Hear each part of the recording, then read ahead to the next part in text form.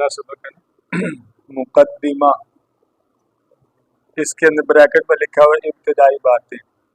ये मुकद्दिमा का माना है, आप समझ लें। मुकद्दिमा का मतलब और माना है इब्तिदाई बातें, शुरू में जो पढ़ी जाने वाली बातें।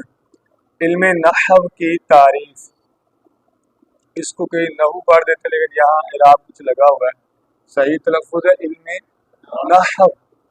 नहव की तारीफ, ऐसे कवायद का इल्म जिनके ज़रिए इस्म, फेल और हर्फ के आखिर के अहवाल और उनको आपस में मिलाने का तरीका मालूम हो। ऐसे कवायद बयान किए जाएंगे इसमें।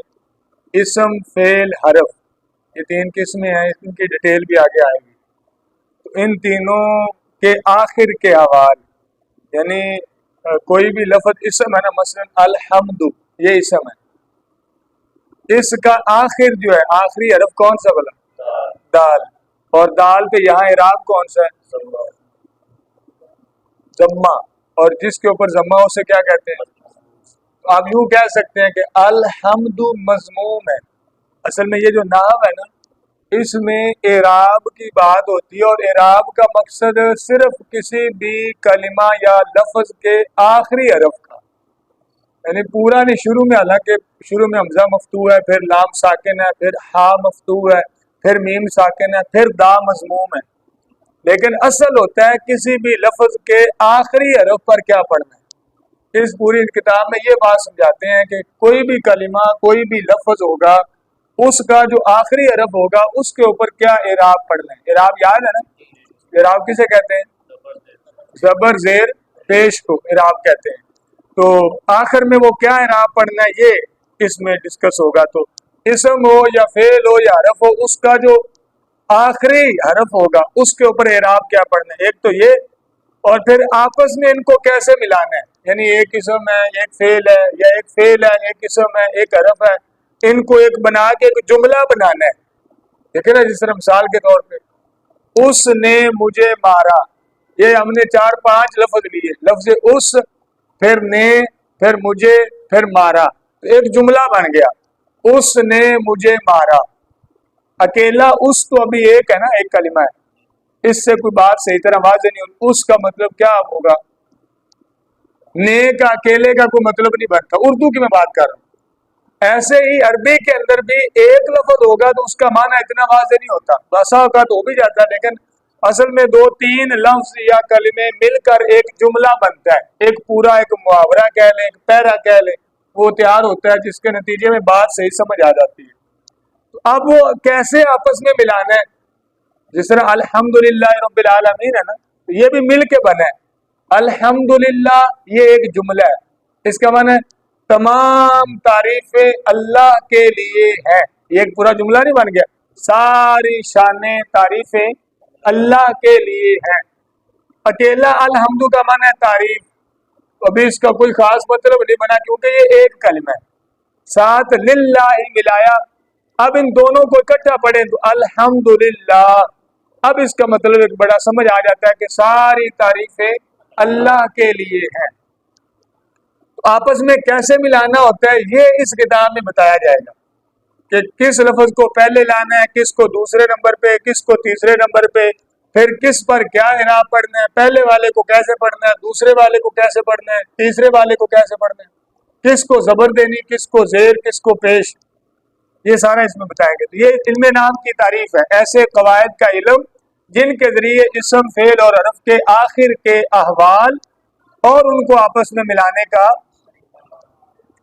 इल्म नाम का मौजू, जिस तरह मौजू होता है ना, बाद का किस मौजू पे गुफ्तगू होगी या बयानात होते हैं, आज जुमे का मौजू क्या था, या आज जुमे का मौजू ये होगा, आज इल्म गैब के मौजू पर बयान किया जाएगा, या आज अल्लाह ताला की वहदानियत पर बयान होगा, आज तहारत के मौजू पे बयान होगा, आज तलाक के मौजू पे गुफ्तगू की जाएगी, या मिसाल कोई दर्स होते हैं, उमूमन रमजान शरीफ के अंदर डेली बेस पे दर्स होते हैं, फिर कई जहाँ उलमा बड़े होते हैं तो वो फिर पूरे महीने के एक शेड्यूल तैयार करते हैं, फ्लैश से छपवा के, तो उन्हें वो लगाते हैं कि हर रोज दर्स हुआ करेगा, बाद नमाज फजर 15-20 मिनट का, और इस मौजू पे आज होगा, दूसरे रमजान को इस मौजू पे। मौजू इसको पढ़ने, इसका मौजू क्या है इस किताब का?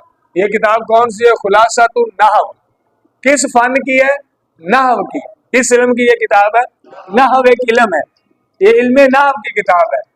तो इसमें वो बताने लगे हैं कि ये इल्म नहव की किताब है, तो इसका मौजू क्या है? कहते हैं इल्म नहव का मौजू कलिमा और कलाम है। कलिमा और कलिमा, कलिमा कहते हैं एक लफ्ज को, एक बा माना लफ्ज को कलिमा कहते हैं। एक लफ्ज हो लेकिन हो ऐसा जिसका कोई माना हो। जिस तरह उस दिन हमने बात की थी ना रोटी शोटी, तो रोटी का तो माना है, एक मतलब होता है रोटी क्या चीज, जब बोलते हैं हम समझ आ जाता है, जिसको बोले उसे भी समझ आ जाता है कि रोटी मांग रहा है, तो रोटी क्या चीज है पता है। ऐसा तो नहीं आप रोटी मांगते हैं तो आगे से आपको टाफी दे दी जाए, रोटी ही दी जाती है, क्योंकि रोटी का एक मान है, वो समझदार बंदा। तो रोटी कलिमा है, क्योंकि कलिमा कहते हैं बामाना लफ्ज को, ऐसा लफ्ज जिसका कोई मतलब होता है। और शोटी होता है बेमाना, शोटी बेमाना जिसका, इसे कलिमा नहीं कहते, क्योंकि कलिमा कहते हैं बामाना लफ्ज को। तो ये कहते हैं इल्म नाम का मौजू कलिमा है और कलाम है। कलिमा एक बामाना लफ्ज और कलाम होता है दो या दो से ज्यादा अल्फाज से मिलकर जो बयान तैयार होता है, या यूं कह लें वो मुरक्कब दो या दो से ज्यादा कलिमात से मिल के बने, लफ्जों से मिल के बने, उसे कलाम कहते हैं। जिस तरह अल्हम्दुलिल्लाह, ये भी एक कलाम है, इसे जुमला भी कह लेते हैं, ये एक जुमला है, ये एक मुरक्कब है, ये एक कलाम है। यानी दो तीन कम से कम दो लफ्ज उसमें जरूर होते हैं, और इससे फिर वो बनता है और जिसका कोई मतलब और मफहूम होता है। इल्म नाम की गर्ज, मौजू तो इसका हो गया कि इसका मौजू है कलिमा, इसमें कलमे बयान किए जाएंगे, कलाम कलमों से कैसे बनता है ये बयान किया जाएगा। अस्सलाम वालेकुम, शुक्र है, जल्दी ना देख। आगे क्या है इल्म नाम का?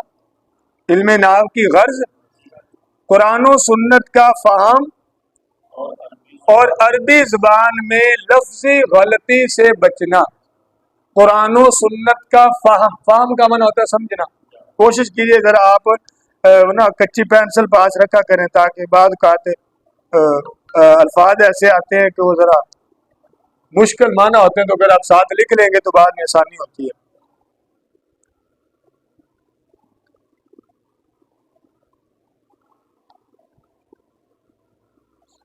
कुरान और सुन्नत का फहम, यानी एक हमने ये किताब इसलिए पढ़ ली, ये इल्म नाहव का, ताकि हम कुरान और सुन्नत समझ सकें। फहम का माना समझना होता है, तफहीम का माना समझाना होता है। तो कुरान और सुन्नत समझने के लिए ये हमने पढ़नी। मेन तो असल में हमारा मुद्दा कुरान और सुन्नत है ना। ये दर्स इंतजामी जो आलिम कोर्स होता है, इसका मेन मकसद है कुरान और हदीस, कि हमने ये पढ़ लेना है, क्योंकि ये अरबी समझाने की किताब है। जब ये पढ़ लेंगे हमें अरबी समझ आनी शुरू हो जाएगी, अरबी जुबान। और चूंकि कुरान और हदीस दोनों असल अरबी में है, हमारे पास तराजिम तो है उर्दू में, हर जुबान में मिल जाएगा तर्जुमा, लेकिन असल तो कुरान अरबी जुबान में नाज़िल हुआ है ना। हमारे नबी सल्लल्लाहु अलैहि वसल्लम की जुबान अरबी थी, तो हदीस और सुन्नत अरबी में होगी। तो इसका हमारा मकसद क्या है, गर्ज क्या है? हम ये इसलिए पढ़ रहे हैं ताकि हम कुरान और सुन्नत को समझ लें और अरबी जुबान में लफ्जी गलती से बच जाए। लफ्जों में हम गलती ना करें, जो सही तरीका है वैसे हम अरबी का तलफ़ुज़ करें, वैसे हम अरबी बोलें, या अरबी को समझने की कोशिश करें। तस्मिया और वजह तस्मिया, यानी तस्मिया का माना होता है नाम, और वजह तस्मिया का मतलब है कि इसका ये नाम क्यों है, किसका भला? इस फन का। इस फन का नाम क्या है? नहव। तो इसका नाम नहव क्यों है? ये एक इल्म है ना, इस इल्म का नाम नहव क्यों रखा है? इसका नाम कोई और रख देते, मतलब इसका नाम इल्म फलसफा रख देते, बलागत या कोई फिक्र या उसूल फिक्र। इसका नाम है इल्म नहव। इसका नाम नाम रखने की वजह क्या है, ये पूछ रहे हैं।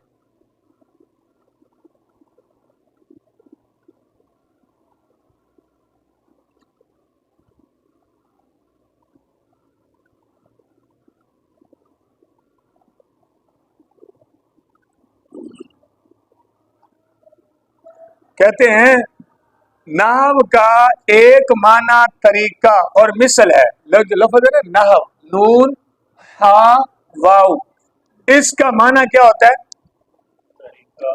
طریقہ بھی ہے اس کا معنی ڈکشنری کے اندر، لغت کے اندر، اور اس کا معنی مثل بھی ہے.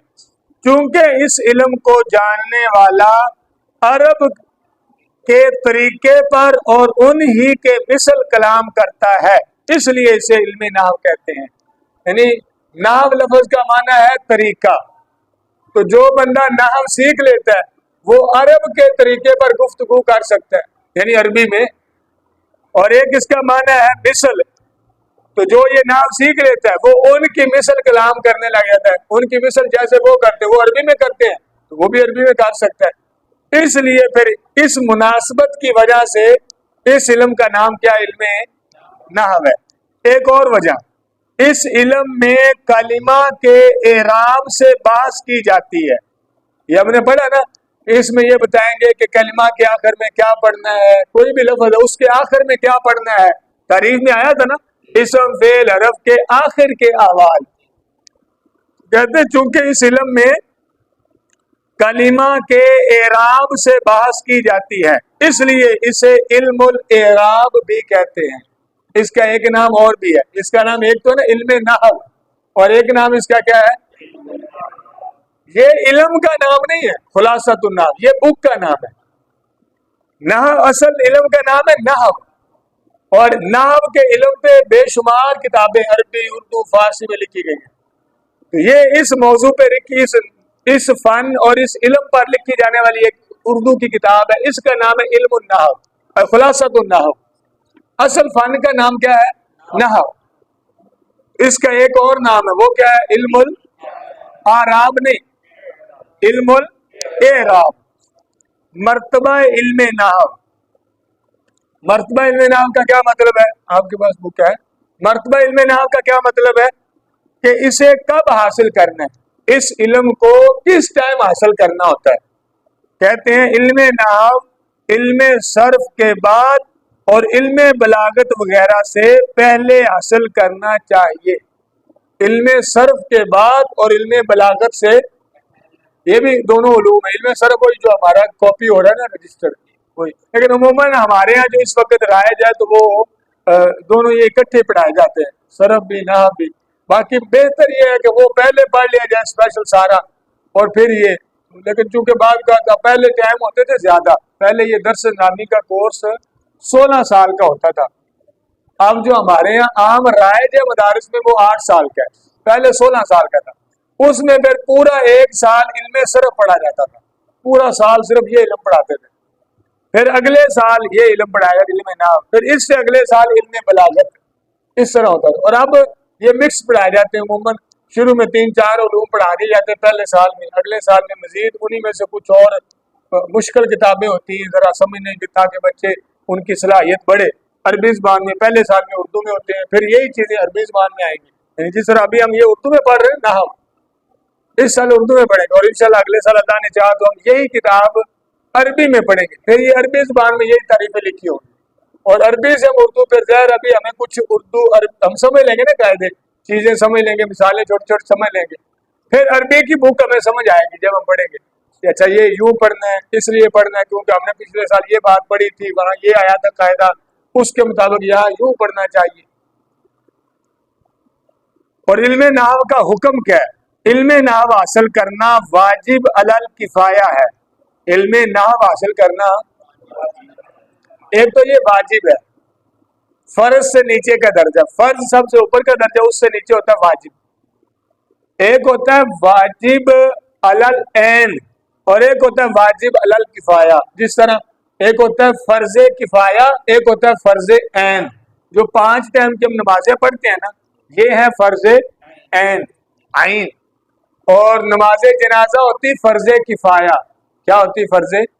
ان میں آسان سا تھوڑا فرق یہ ہوتا ہے، جو فرض عین ہوتا ہے نا وہ ہر ایک پر فرض ہوتا ہے، یعنی دیگر اس کی شرائط ہے. جس طرح بالغ ہوگا تو فرض ہوتی نماز میں، اگر مسلمان ہے، عاقل ہے، بالغ ہے، اس پر نماز فرض ہے. 5 جو نمازیں ہیں وہ فرض عین ہے، وہ ہر ایک نے اپنی اپنی پڑھنی ہے. میں آپ کی نہیں پڑھ سکتا، آپ میری نہیں پڑھ سکتے.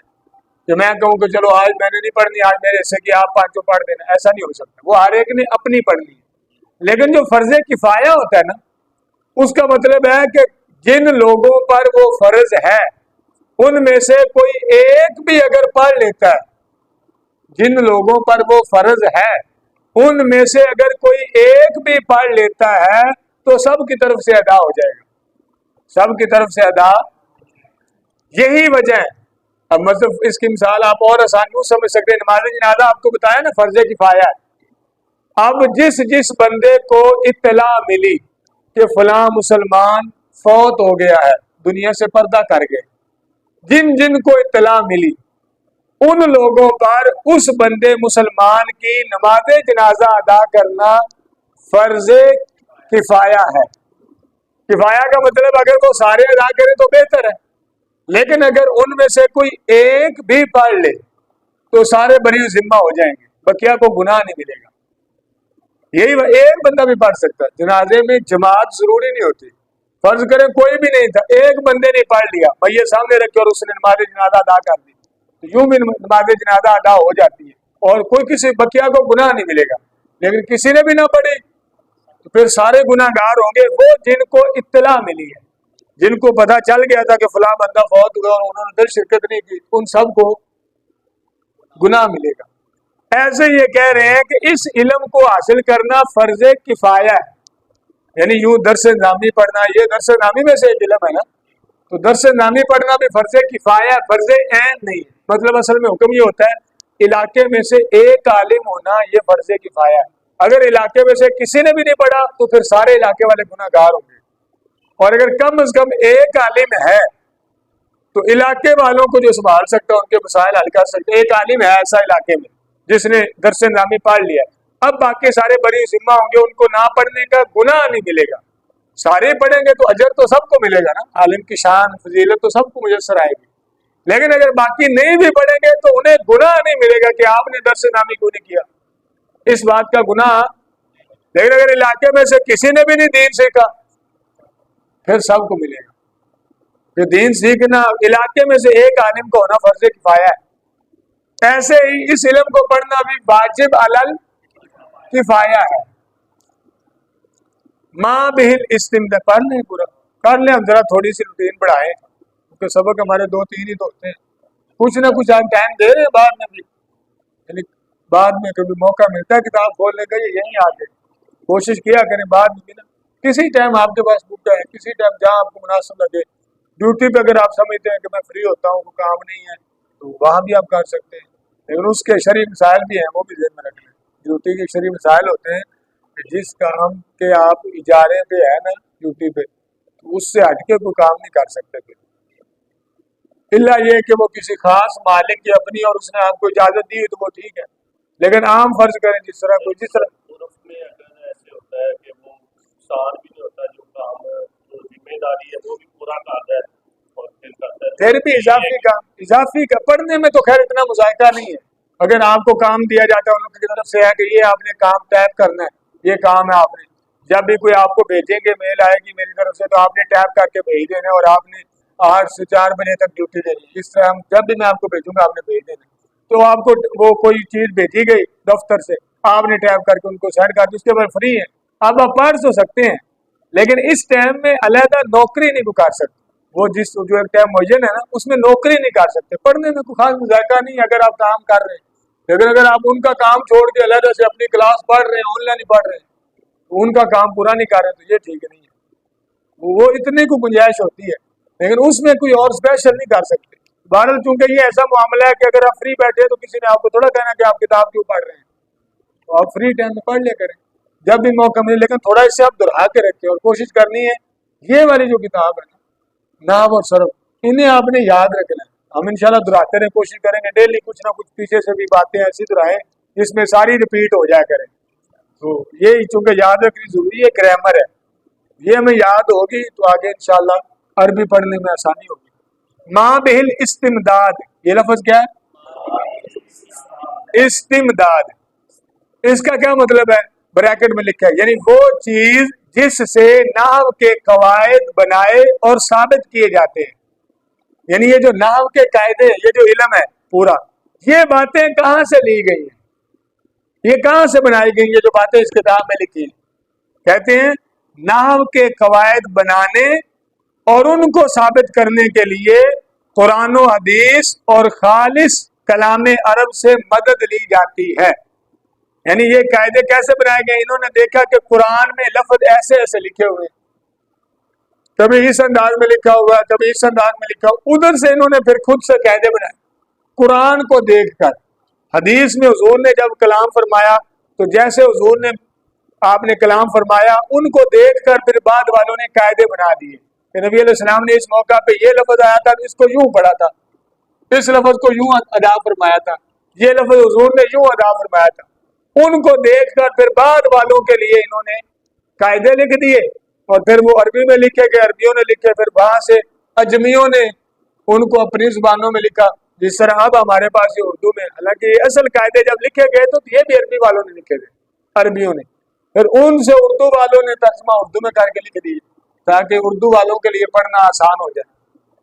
اور اسی طرح خالص کلام عرب, جو خالص عربی تھے نا ان کا کلام بھی حجت اور دلیل ہوتا تھا. اس کو دیکھ کر کے کسی عربی شاعر نے, ایک تو شاعری اب ہمارے یہاں ہے کہ شاعر کا جو ہم سمجھتے ہیں کانسیپٹ, لیکن عرب کے اندر جو شاعری ہوتی تھی وہ لوگ ہوتے تھے شاعر جو عربی زبان کے ماہر ترین ہوتے تھے. جس طرح اب بھی جو صحیح شاعر ہوتے ہیں چاہے وہ جیسے بھی ہیں, جس طرح یہ مشاعرے وغیرہ ہوتے ہیں, جو صحیح شاعر ہوتے ہیں نا وہ اب اردو میں شاعری کرتے ہیں نا تو وہ پھر اردو کے ماہر ترین ہوتے ہیں. اردو کے وزن, اردو کی رمز, کیسے ادائیگی ہونی ہے, کس لفظ کو کیسے پڑھنا ہے, ان کو وہ سمجھتے نا. ہم چونکہ عام اردو سمجھنے والے, ہمیں اردو کے قاعدے تو نہیں آتے, ہم نے نارمل اردو سنی ہے سیکھی ہے ویسے بول لیتے ہیں. لیکن ہر زبان کے قوانین ہوتے ہیں, اوزان ہوتے ہیں, اس کی ادائیگی کے طریقے ہوتے ہیں, اس کے وہ شعراء اصل میں ماہر ہوتے ہیں. انہوں نے وہ ادیب بھی ایک فن ہوتا ہے ادب, تو ادیب جو ہوتا ہے وہ ادب میں پھر ماہر ہوتا ہے. ایسے جو شعراء تھے وہ ماہر تھے, پھر ان کے کلام کو دیکھ کر بھی بعد والوں نے قاعدے بنائے. قرآن, حدیث اور خالص عرب کا کلام, اس سے علم نحو کا واضح, واضح کا لفظی معنی بریکٹ میں لکھا ہے بنانے والا. واضح کا کیا معنی ہے؟ یعنی یہ علم سب سے پہلے کس بندے نے لکھا ہے؟ کہتے ہیں علم نحو کے واضح میں 3 نام آتے ہیں. 3 نام ہے کہ کچھ نے کہا فلاں نے سب سے پہلے یہ لکھا, کچھ نے کہا فلاں نے, کچھ نے کہا فلاں نے. پہلا نام ہے خلیفہ ثانی سیدنا عمر بن خطاب رضی اللہ تعالیٰ, حضرت سیدنا عمر فاروق اعظم. پہلا قول یہ ہے کہ علم نحو کو انہوں نے وضع کیا, وضع کا مطلب بنایا. سب سے پہلے نحو کے قاعدے کنہوں نے لکھے؟ رضی اللہ تعالی.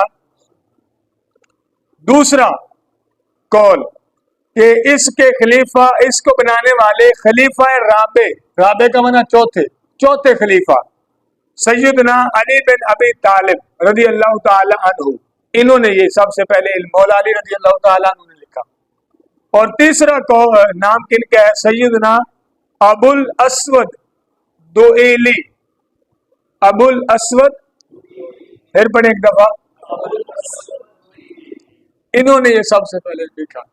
تو یہ 3 نام آتے ہیں, تینوں ذہن میں رکھ رہے ہیں جب یہ سوال ہو کہ یہ فن علم نحو جو ہے سب سے پہلے کس بندے نے ایجاد کیا. جس طرح سائنس سے اور دیگر ہے نا, ان کے شعبہ جات کے آپ پڑھتے ہوں گے کہ یہ اس کا موجد فلاں ہے, فلاں سائنسدان نے, فلاں جو راضی تھا اور فلاں نے, اس نے سب سے پہلے ابو علی سینا نے یہ فن ایجاد کیا اس سے سب سے پہلے. ایسے یہ سب سے پہلے کنہوں نے کیا؟ ایک قول ہے کہ سیدنا عمر فاروق اعظم نے, دوسرا سیدنا مولا علی رضی اللہ تعالیٰ عنہ نے, اور تیسرا قول ہے حضرت ابو الاسود. یہ تابعی ہے. یہ جو تیسرا نام ہے یہ کیا ہے؟ تابعی. پہلے دونوں صحابی ہیں, حضرت عمر بھی صحابی ہیں حضور کے, اور حضرت مولا علی بھی صحابی ہیں. اور تابعی ہوتا ہے جس نے صحابی کی ایمان کی حالت میں زیارت کی اور پھر ایمان کی حالت میں چلا جائے. حضور کو تو نہیں دیکھا, صحابی کو دیکھا ہوا ہے, اسے کہتے ہیں تابعی. مشہور نحات, یہ لفظ کیا ہے؟ نحات نحوی کی جمع ہے.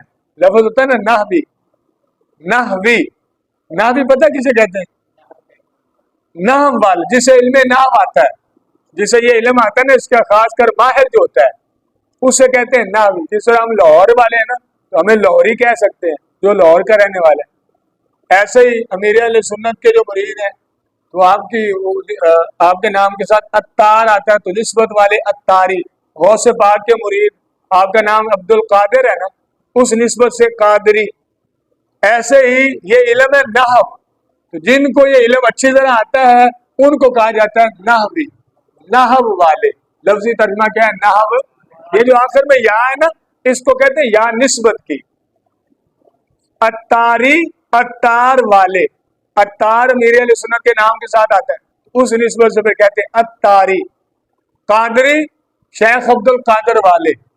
ایسے ہی نحوی نحو والے. یہ کہتے ہیں اس علم کے مشہور ائمہ اور ماہرین، چند ایک نام انہوں نے بتایا جو اس علم نحو کے مشہور ترین بڑے بڑے اپنے زمانے کے امام تھے، بڑے بڑے ماہرین. ان میں سے ایک نام ہے سیب وے. پہلا نام کیا ہے؟ دوسرا خلیل، تیسرا یونس، چوتھا اخفش، پانچواں قطرب، چھٹا مازنی، ساتواں زجاج، آٹھواں ابن کیسان، نوواں سیرافی، دسواں فارسی اور 11واں ابن جنی. آگے بریکٹ میں لکھا ہے ان کو بصریین کہتے ہیں. بصرہ سنا شہر ہے بصرہ، بصرہ کوفہ بصرہ دو بڑے مشہور شہر ہیں. یہ بصرہ شہر کے جو رہنے والے ہوتے ہیں نا ان کو بصری کہتے ہیں، یا بصری دونوں طرح بصری. تو یہ چونکہ زیادہ ہے اس لیے جمع کا لفظ ہے بصریین. ایک ہو تو بصری، مثلا امام سیب و بصری یوں کہہ سکتے ہیں، امام خلیل بصری، جس طرح نحوی ویسے بصری. اسی طرح اخفش اور اکٹھا ان کے لیے جمع کا لفظ ہے بصریین.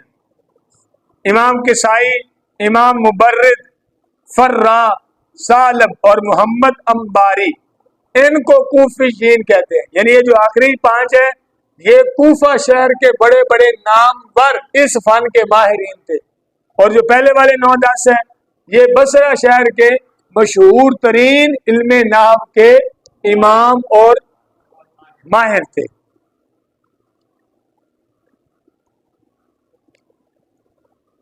بات سمجھ آ گئی ہے؟ تو یہ علم نحو کا مقدمہ تھا. انشاءاللہ پھر کل اگلا سبق پڑھیں گے. کوشش کریں دونوں کو دہرا لیں اچھے طریقے سے تاکہ پھر ہم کل تھوڑا اس کا اجرا بھی کر لیں گے. پچھلا تو بلکہ میں کوشش کرتا ہوں آپ سے